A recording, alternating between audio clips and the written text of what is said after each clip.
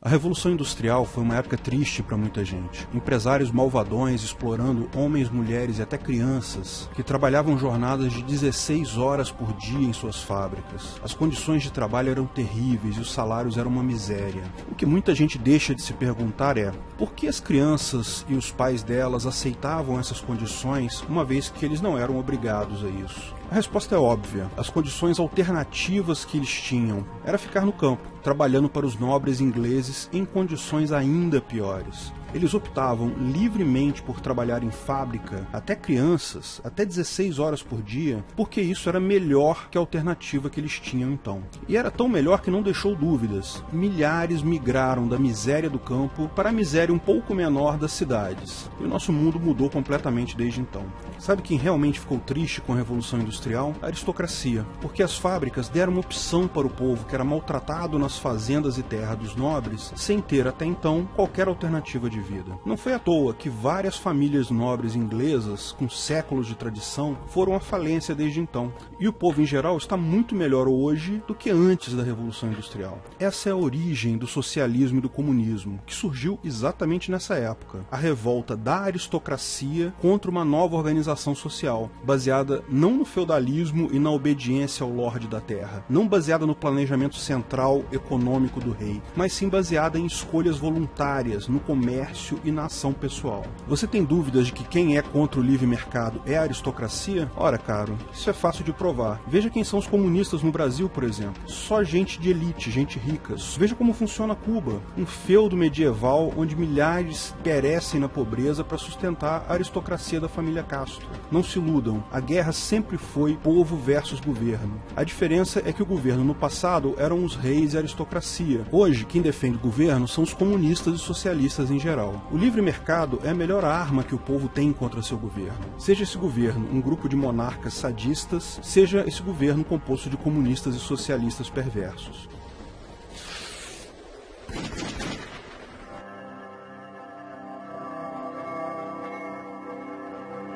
Mas sem o governo, quem vai proteger os trabalhadores? Embora os trabalhadores tenham melhorado de vida saindo do campo para trabalhar nas indústrias, nas cidades, as condições ainda eram muito ruins na época da Revolução Industrial. Mas foram os sindicatos que melhoraram as vidas dos trabalhadores, certo? Fazendo greve para melhorar as condições de trabalho, pregando maiores salários e etc. Bom, não foi bem assim não. Houve luta de sindicatos, é inegável, revolta de trabalhadores e greves, mas é preciso separar duas coisas. Primeiro, deixar claro que o anarcocapitalismo reconhece o direito de associação voluntária. Os primeiros sindicatos, frutos da livre associação entre trabalhadores, são legítimos e podem acontecer livremente no Ancapistão também. Esses sindicatos, porém, não têm qualquer semelhança com os sindicatos brasileiros atuais, que não são associações livres. São meros departamentos estatais que você é obrigado a contribuir compulsoriamente com o imposto sindical, exatamente como o resto do governo. Não tem qualquer objetivo que não seja o próprio enriquecimento dos seus líderes e a exploração do povo em geral. Esse tipo de associação compulsória não tem lugar em uma sociedade livre de coação. E o segundo ponto, apesar de todas as lutas, greves e protestos, sindicatos e governos não conseguiram absolutamente nada em melhoria para os trabalhadores. Quem realmente resolveu o problema foi o próprio livre mercado. Quando Henry Ford teve a ideia, revolucionária na época, de vender os próprios carros para os seus próprios empregados, essa ideia básica limitou a jornada do trabalho, para permitir que os seus empregados tivessem tempo para consumir. Após esse ato dele, vários outros empresários o seguiram e só então governos passaram a encampar a ideia de definir leis sobre jornada de trabalho. Mais uma vez, vontade de ganhar dinheiro levou à solução dos problemas que décadas de governo não conseguiram resolver. O governo, depois que percebeu a boa ideia, tenta encampá-la. O mesmo fazem os sindicatos, que até hoje se dizem responsáveis pela solução do problema. Caso mais contraditório ainda são os comunistas e socialistas dizendo que o modelo deles é que resolveu as más condições de trabalho. Olha, as jornadas de trabalho na União Soviética eram muito mais brutais e extensas que no mundo ocidental. Morte de trabalhadores era algo comum. Aqui no Brasil tem uma outra esquizofrenia bipolar social semelhante a isso, com trabalhadores que gostam da CLT. Como assim? A CLT foi criada na onda do fascismo de Mussolini, copiando a ideia da Carta del Lavoro do Mussolini.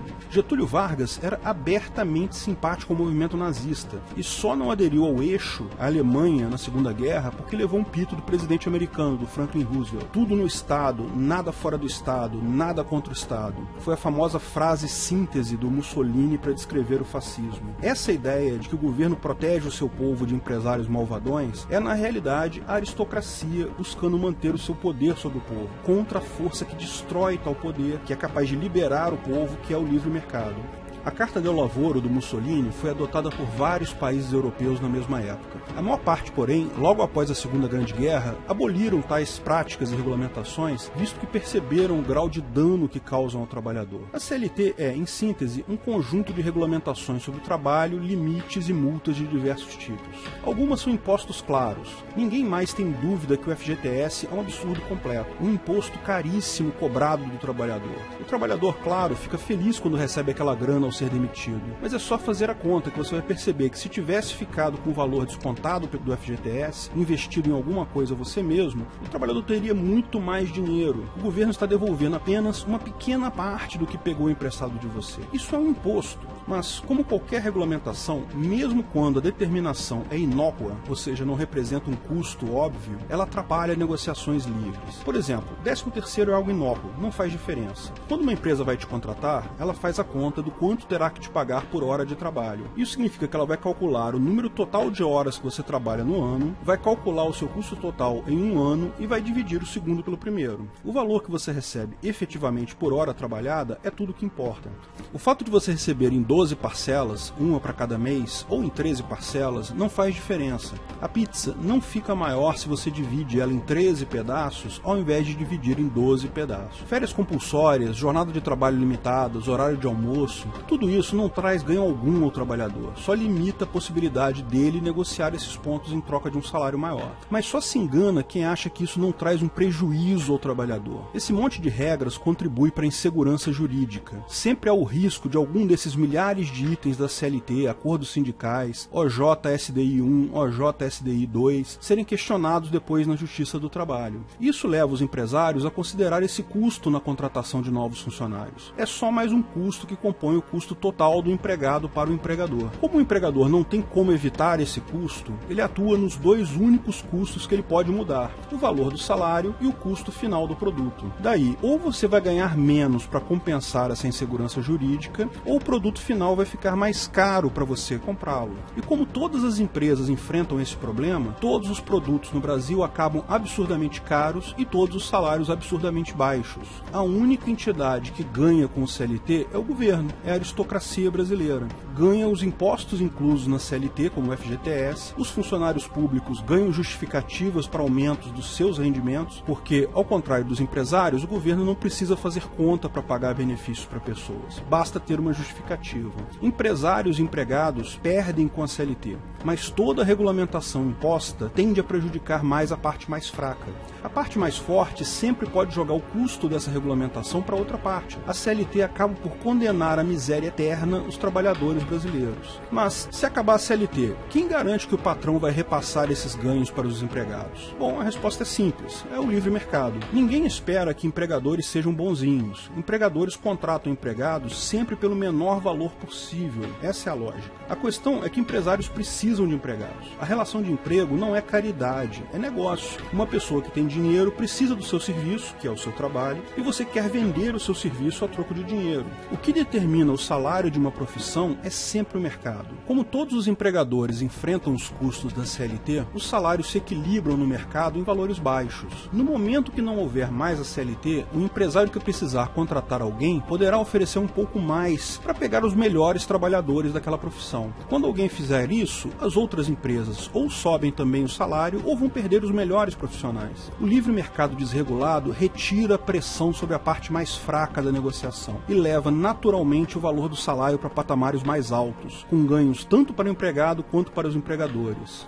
É um erro que muita gente comete pensar na relação de um empregado com um empregador. Isso é só parte da coisa. É sempre importante levar em conta o mercado como um todo. Dezenas de trabalhadores prestando serviço para dezenas de empresários. Mas e profissões pouco especializadas, faxineiros, lixeiros, esse tipo de coisa? E o salário mínimo? Olha, esse é um outro assunto que leva um tempo grande. Eu não vou falar aqui para não estender muito o tamanho desse vídeo. Vou fazer um vídeo posteriormente, quando estiver pronto vou botar o link nesse. interesse. Da mesma forma, é importante notar que o salário mínimo é uma regulamentação e, como tal, prejudica a parte mais fraca sempre. Bom, então quer dizer que não há empresários desleais que realmente exploram os empregados? Certamente existem. Existe quebra de contrato, empresários que prometem uma coisa e não pagam, contratos desequilibrados. Tudo isso será sim motivos de ações em tribunais privados no Ancapistão. Mas a força do empregado contra esses empregadores é principalmente o mercado. É oferecer o seu trabalho para outros, é divulgar a informação sobre as condições de trabalho. A era da informação barata e acessível já começou. Nela, grandes organizações hierárquicas são impossíveis. Nenhuma grande companhia, nenhum governo conseguirá se manter economicamente viável. A força do empregado é o livre mercado do seu serviço, do seu trabalho.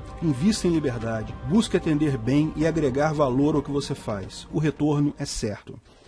Se você gostou do vídeo, não esqueça de curtir e compartilhar. Clique no logo do canal para assinar e ser avisado de novos vídeos. Se quer saber mais sobre o assunto, veja um desses vídeos que selecionamos para você. Agradecemos o apoio dos nossos patrocinadores: Orian Neto, Breno Meneghetti, Paulo Martins, Felipe Murta, Guilherme Ribeiro, Rogério Souza, Daniel Iopi, Felipe Zavan, Diego França. Se quiser contribuir com o canal, ajudar na divulgação do anarcocapitalismo, veja na descrição de que formas você pode fazer isso.